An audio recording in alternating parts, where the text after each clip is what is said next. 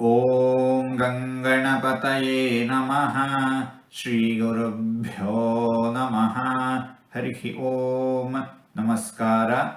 ಓಂ ಸಾಕ್ಷಿಣೇ ನಮಃ.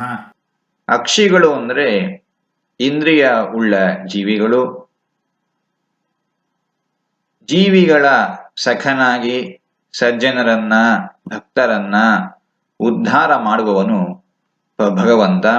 ಆದ್ದರಿಂದ ಭಗವಂತನನ್ನ ಸಾಕ್ಷಿ ಅಂತ ಕರೀತಾ ಇದ್ದಾರೆ. ಸಾಕ್ಷಾತ್ ಅವ್ಯವಧಾನೇನ ಸ್ವರೂಪಬೋಧೇನ ಈಕ್ಷತೆ ಪಶ್ಯತಿ ಸರ್ವಂ ಇತಿ ಸಾಕ್ಷಿ.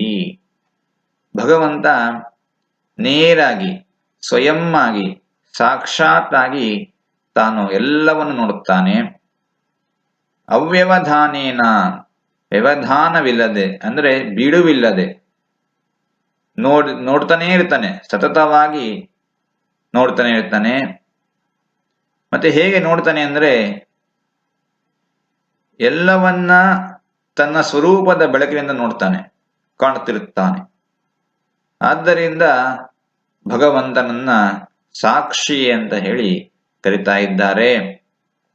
ವ್ಯಾಸರಾಯರು ಒಮ್ಮೆ ತಮ್ಮ ಶಿಷ್ಯರನ್ನ ಪರೀಕ್ಷಿಸಬೇಕು ಅಂತ ನಿರ್ಧರಿಸಿ ಶಿಷ್ಯರಿಗೆಲ್ಲ ಬಾಳೆಹಣ್ಣನ್ನ ಕೊಡುತ್ತಾರೆ. ಯಾರೂ ಇಲ್ಲದ, ಯಾರೂ ನೋಡದ ಸ್ಥಳದಲ್ಲಿ ಯಾರಿಗೂ ತಿಳಿಯದಂತೆ ಆ ಬಾಳೆಹಣ್ಣನ್ನ ತಿಂದು ಬನ್ನಿ ಎನ್ನುವ ವಿಷಯವನ್ನ ಹೇಳ್ತಾರೆ. ಮರುದಿನ ಶಿಷ್ಯರೆಲ್ಲ ಬರ್ತಾರೆ. ಗುರುಗಳು ಕೇಳ್ತಾರೆ, ಬಾಳೆಹಣ್ಣನ್ನ ತಿಂದಿರಾ? ಎಲ್ಲಿ, ಹೇಗೆ ತಿಂದಿರಿ ಅಂತ. ಒಬ್ಬರು ಶಿಷ್ಯರು ಹೇಳ್ತಾರೆ, ನದಿಯಲ್ಲಿ ನೀರಿನಲ್ಲಿ ಮುಳುಗು ಹಾಕಿ ಏಳುವಾಗ ನೀರಿನಲ್ಲಿ ಹೋಗಿ ಮೇಲೆ ಬರುವಷ್ಟರಲ್ಲಿ ತಿಂದು ಬಿಟ್ಟೆ ಅಂತ. ಇನ್ನೊಬ್ಬರು ಹೇಳ್ತಾರೆ,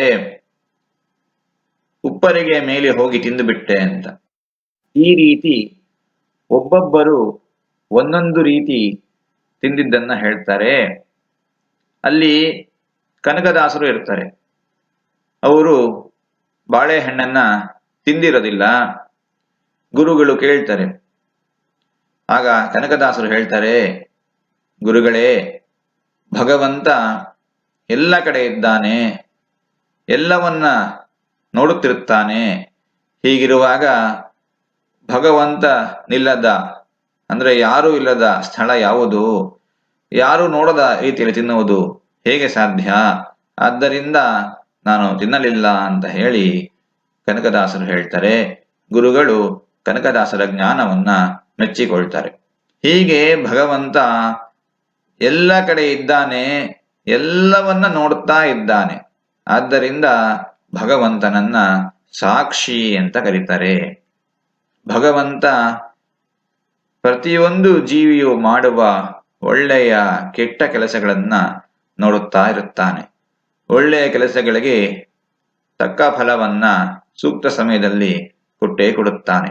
ಅದೇ ರೀತಿ ಯಾರಿಗೂ ಗೊತ್ತಿಲ್ಲದಂತೆ ತಪ್ಪನ್ನ ಮಾಡಿದರೆ ಶಿಕ್ಷೆ ಇಲ್ಲ ಅಂತ ಭಾವಿಸುವ ಹಾಗಿಲ್ಲ. ಏಕೆಂದರೆ ಭಗವಂತ ಎಲ್ಲವನ್ನ ನೋಡ್ತಿರುತ್ತಾನೆ. ಅವನ ಕಣ್ಣನ್ನು ತಪ್ಪಿಸುವುದು ಯಾರಿಂದಲೂ ಸಾಧ್ಯವಿಲ್ಲ.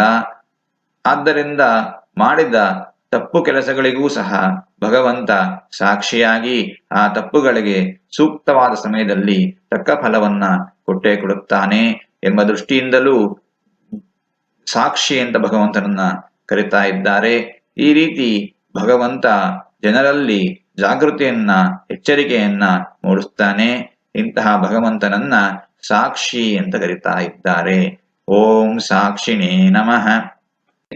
ಹೀಗೆ ಒಂದು 4-6 ಮೊದಲು ಮಾತುಗಳನ್ನಾಡಿದ್ದೇನೆ. ಇದರಲ್ಲೇನಾದರೂ ತಪ್ಪುಗಳಿದ್ದರೆ ಅದನ್ನು ಮನ್ನಿಸಿ ಒಳ್ಳೆಯ ಜನ ಇದ್ರೆ ಸ್ವೀಕರಿಸಬೇಕು ಅಂತ ಹೇಳಿ ಪ್ರಾರ್ಥನೆ. ಈ ನುಡಿಗಳನ್ನೆಲ್ಲ ಆಳಿಸಿದ ಭಗವಂತನಿಗೆ ಸರ್ವ ಸಮರ್ಪಿತ. ಸರ್ವಂ ಶ್ರೀಕೃಷ್ಣಾರ್ಪಣಮಸ್ತು.